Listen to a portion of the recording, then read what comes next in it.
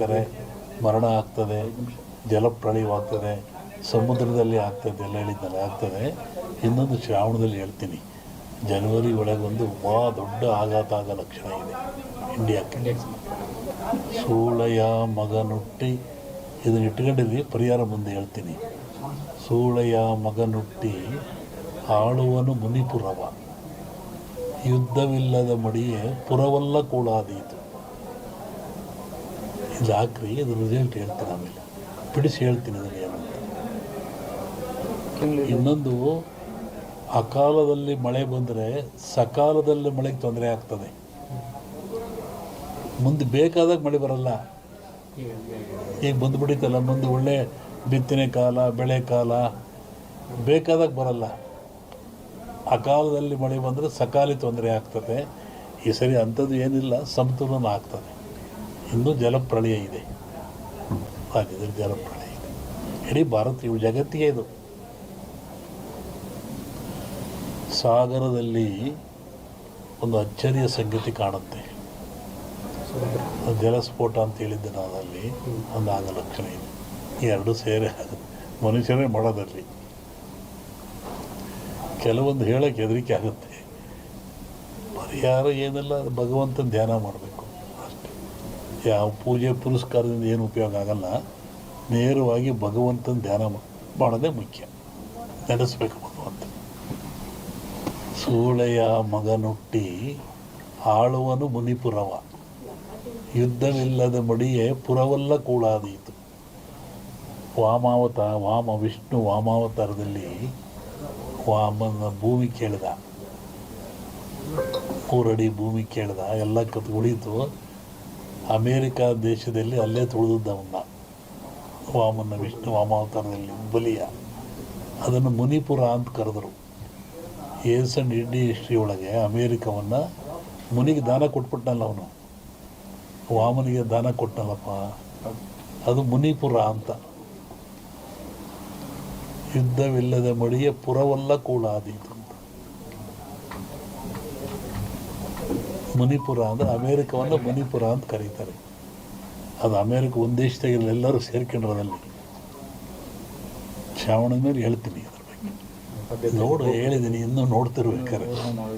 ಹಿಂದೆಲ್ಲ ಹೇಳಿದ್ನಲ್ಲ, ಮೊನ್ನೆ ಹೇಳಿದ, ಕೆಲವು ಮುಳುಗ್ತವೆ ದೇಶಗಳು, ಕೆಲವು ಹೇಳ್ತವೆ, ಹೊಸ ರಾಜ್ಯಗಳು ಉತ್ಪತ್ತಿ ಆಗ್ತವೆ ಅಂತ ಮೊನ್ನೆ ಹೇಳಿದ್ನಲ್ಲ. ಮತ್ತು ಮದ್ದಿಲ್ಲದ ಕಾಯಿಲೆ ಬರುತ್ತೆ, 5 ವರ್ಷ ಇರುತ್ತೆ ಕಾಯಿಲೆ ಅದು. ಮತ್ತು ಕೊರೋನಾ ಬಂತು, ಇದು ಇನ್ನೊಂದು ರೂಪವನ್ನು ತಾಳುತ್ತೆ. ಆದರೆ ಸಾವು ನೋವು ಕಮ್ಮಿ, ಕಾಯಿಲೆ ಮಾತ್ರ ಈ ಸಂವತ್ಸರದಲ್ಲಿದೆ.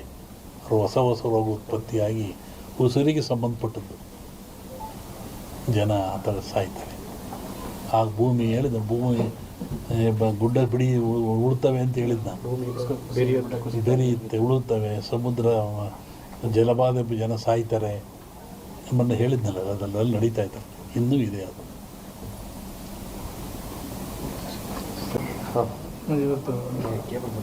ಹೇಳಿ.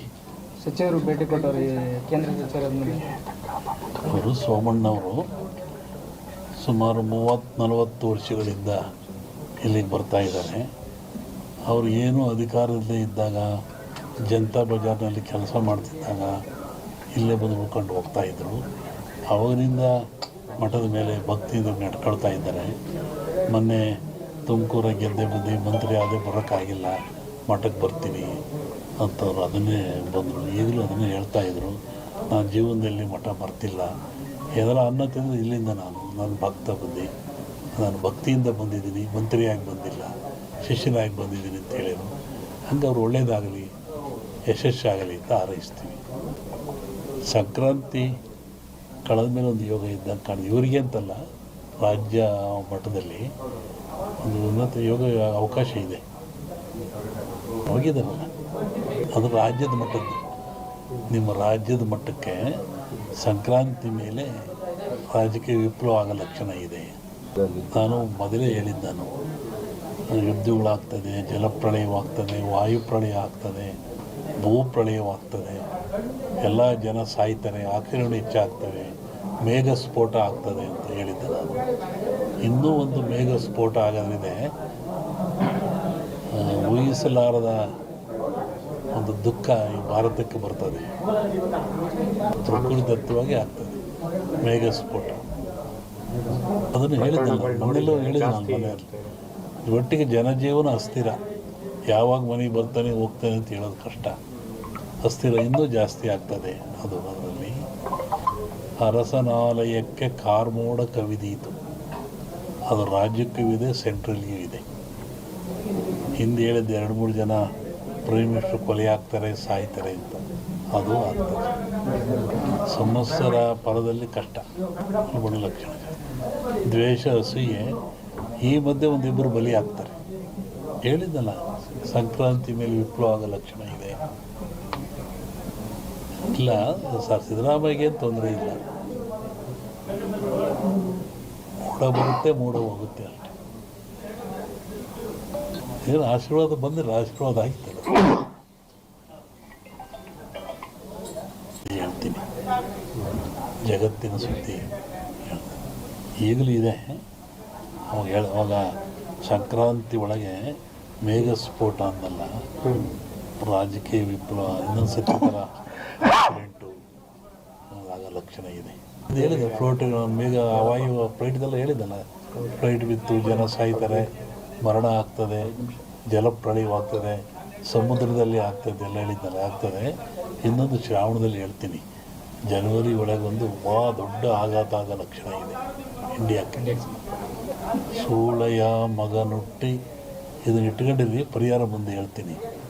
ಸೂಳೆಯ ಮಗನುಟ್ಟಿ ಆಳುವನು ಮುನಿಪುರವ, ಯುದ್ಧವಿಲ್ಲದ ಮಡಿಯೇ ಪುರವಲ್ಲ ಕೂಡಾದೀತು. ಇದು ಹಾಕ್ರಿ, ಇದು ರಿಸಲ್ಟ್ ಹೇಳ್ತೀನಿ, ಆಮೇಲೆ ಬಿಡಿಸಿ ಹೇಳ್ತೀನಿ ಅದನ್ನು ಏನು ಅಂತ. ಇನ್ನೊಂದು, ಅಕಾಲದಲ್ಲಿ ಮಳೆ ಬಂದರೆ ಸಕಾಲದಲ್ಲಿ ಮಳೆಗೆ ತೊಂದರೆ ಆಗ್ತದೆ. ಸಮಾಜದ ಶ್ರೇಯಸ್ಸಿಗಾಗಿ ತಾನೇ ನೋವು ತಗೊಳ್ತಾ ಇದೆ. ಹೇಗೆ ನೋಡಿ, ಈ ಭಾಗದಲ್ಲಿ ಕಮ್ಮಿ. ಅದು ಉತ್ತರ ಕರ್ನಾಟಕ ಹೋದರೆ ಜಂಗಿನವ್ರು ಕುಂತಾ ಇತ್ತು. ಒಬ್ಬ ಕಾಲಿಗೆ ಜಂಗ್ ಕೊಟ್ಕೊಳ್ಳೋದು, ಅವನು ಮನೆಗೆ ಬರೋದು.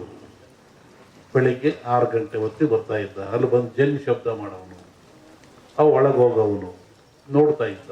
ಏನು ಇವರು ಬಾಗಿಲು ಸಾರಿಸಿದಾರೋ ಇಲ್ವೋ, ಇವರು ಸ್ನಾನ ಮಾಡಿದಾರೋ ಇಲ್ವೋ, ಇವರು ಬೇಗ ಎದ್ದಿರೋ ಇಲ್ವೋ, ಇವ್ರ ಮನೆಯಲ್ಲಿ ಸ್ವಚ್ಛತೆ ಇದೆ ಇಲ್ವೋ ನೋಡುವಂಥ. ಅವನಿಗೇನು ಅಲ್ಲಿ ಹಿಟ್ಟಿಡ್ತಾ ಇದ್ರು, ಜೋಳದ ಹಿಟ್ಟು. ಒಂದೇ ಹಿಟ್ಟು ತಗೊಳ್ಳೋದು, ಜಾಸ್ತಿ ತಗೊಳಂಗಿಲ್ಲ. ನಾನು ಮುಳ್ಳಾಗಿ ನಿಂತ್ಕೊಂಡು ಗಂಟೆಯಲ್ಲಿ ಆಡಿಸ್ತಾ ಇದ್ದೆ. ಒಬ್ಬ ಭಕ್ತನ ಉದ್ಧಾರಕ್ಕಾಗಿ ಒಂದು ಸಮಾಜದ ಏಳಿಗೆ ಎಂಥ ವ್ಯವಸ್ಥೆ ಇಟ್ಟಿತ್ತು ಸಮಾಜ ಹಿಂದೆ. ಒಬ್ಬ ಗುರು ಬಂದು ನೋವು ತಗೊಳ್ತಾ ಇದ್ದ. ಅವಾಗ ಅವನು ಬಂದು, ಇಲ್ಲ ಸ್ವಾಮಿ, ಇನ್ಮೇಲೆ ಹಂಗೆ ಮಾಡಲ್ಲ ನಾನು ಅಂತೇಳಿ ಅವ್ರಿಗೆ ನಮಸ್ಕಾರ ಮಾಡಿ 4 ಆಣಿ ಕೊಡ್ತಾ ಇದ್ದ. ನೋಡಿ, ಕಾಯಕ ಸಿಕ್ಕಾಪಟ್ಟ ದುಡ್ಡು ತಗೊಳಂಗಿಲ್ಲ. ಒಂದು ಹಿಡಿ ಹಿಟ್ಟು ಅವಂದು, 4 ಆಣಿ ಇವನಷ್ಟೇ ಹಿಡಿದು ಹೋಗ್ತಾ ಇದ್ದ. ಅದಕ್ಕೂ ಮೀರ್ತಿದ್ರು ಕೆಲವರು. ಆವಾಗ ಅವ್ರಿಗೆ ಶಸ್ತ್ರೂಪ ಮಾಡೋದು ಮತ್ತೊಬ್ಬರನು